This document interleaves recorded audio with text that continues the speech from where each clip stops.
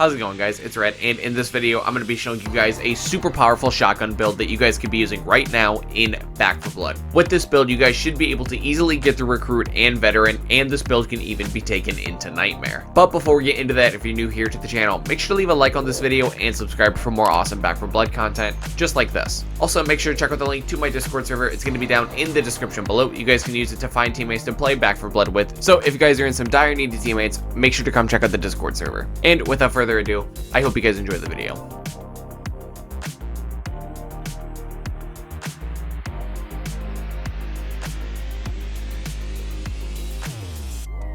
Alright, so here we are in the deck building menu in Back 4 Blood. This is going to be the complete deck list, so if you guys are just looking to copy and paste the deck, now is your time to do so. But for the remainder of this video, I'm just going to be talking about why every card is where it is and just what role every card plays in the deck and just everything like that.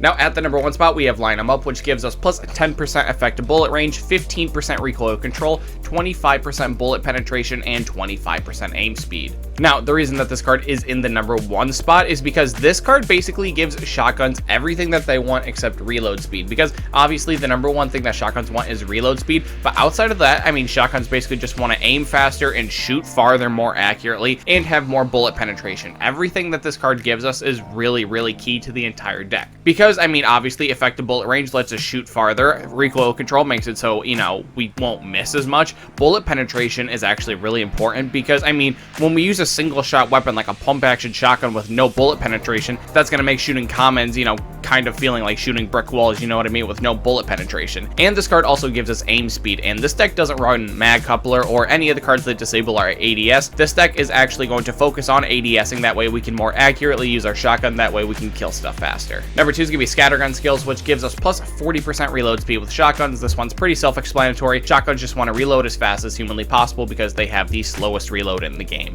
Now at number 3, we have Money Grubbers, which says each time our team loots copper, we gain 3 additional copper, stacking up to 75 additional copper. Now, the reason that this card is in the deck is because this is still by far and away just the best copper card in the entire game. Like, no card is going to accrue you more value, you know, copper-wise than what Money Grubbers is going to, and it's like not even close. And this card also stacks, which means it's just going to get even more busted the more people that use it. This card's just really, really good, and this card will single-handedly fix all of your copper problems. Now, number 4 is going to be Amped Up, which says when a horde is triggered, your team gains 25 temporary health. Now, much like Money Grubbers, this card also stacks, so if you have 2 people using it, you're going to gain 50 temp health every horde, and then it's just going to go all the way up to 4 players. Now, the reason that this card is super, super busted is because, I mean, there's just a lot of ways to trigger hordes in Back 4 Blood. There's the bird hordes, the sleeper hordes, the snitcher hordes, and there's just so many other ways that you guys can call hordes in this game that, I mean, when you have such a powerful effect like Amped Up, I mean, it's going to kind of make it so you just want to start, you know, calling hordes on command. That way you can just start getting, you know, 25 temp health and all the way even up to like 100 temp health if your team's actually just building around this card. Now, number 5 is going to be Silver Bullets, which gives us plus 7.5 bullet damage and plus 15% effective bullet range. Now, this card's obviously in here just for the effective bullet range. You know, shotguns don't shoot very far, so, you know, any way we can help with that is obviously where we want to be.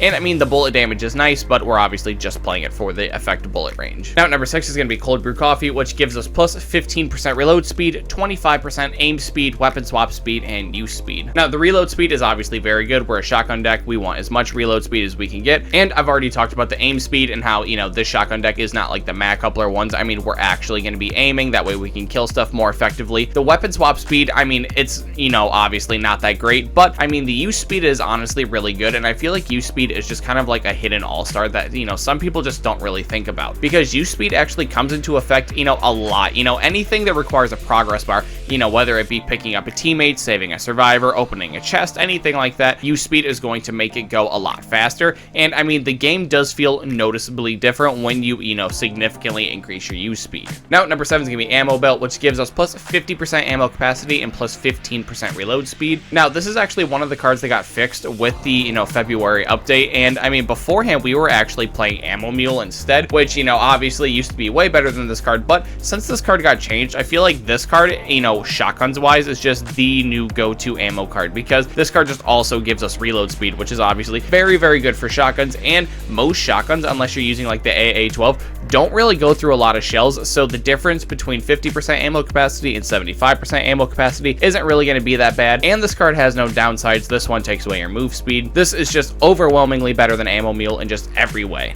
for shotguns at least. Now, number 8 is going to be Hyper Focused, which gives us plus 50% weak spot damage and minus 40% move speed while shooting or melee attacking. Now, usually I don't play Hyper Focused because I think the downside is just a little bit too bad, but I feel like with this shotgun build specifically and just how we're building, you know, to ADS, not to just be some mag coupler deck, I feel like since we can more reliably hit the weak spots, I think we can kind of deal with this, you know, downside and, you know, be able to just blow through all the special infected just that much quicker. Now, number 9 and number 10 are going to serve essentially the same purpose. Number 9 is going to be High Vis Sights, and number 10 is going to be Wide Mouth Magwell. One gives us plus 30% aim speed, and the other one gives us plus 30% reload speed. Now, the reason why both these cards are in the deck is just because it helps the fundamentals of playing a shotgun just a lot easier. It's just going to make us reload faster and aim faster, which are two things that shotguns want to do, you know, faster, just as much as humanly possible. Number 10 is going to be Reckless Strategy, which gives us plus 30% weak spot damage and minus 5% damage resistance as the downside. Now, this card's in here simply because it's just a worse hyper focused, but like I was saying earlier, since we're not playing mag coupler and we can actually, you know, like aim and hit our weak spots, you know, somewhat, you know, consistently, I feel like we should really start adding up on the weak spot damage cards just to make it so we consistently, you know, like 1 to 2 tap just everything in our path.